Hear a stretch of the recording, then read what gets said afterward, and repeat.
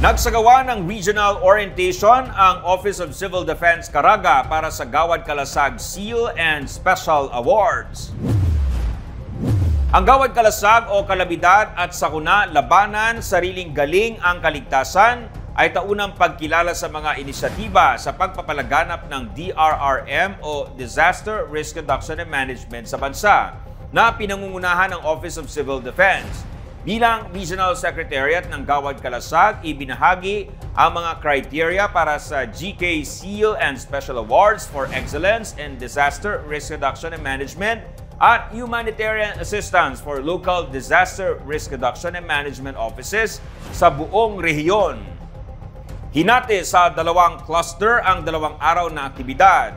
Sa Cluster 1, lumahok ang Agusan del Norte at Agusan del Sur. Sa ikalawang araw naman ang Cluster 2 na kinabibilangan ng Surigao del Norte, Surigao del Sur, Dinagat Islands at Butuan City.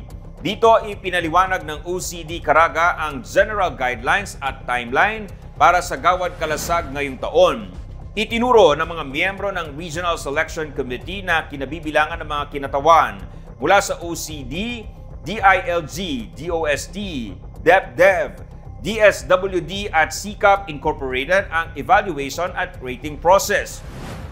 Ipinaliwanag ang revised criteria at mas pinalakas ang standard evaluation procedures sa buong rehiyon.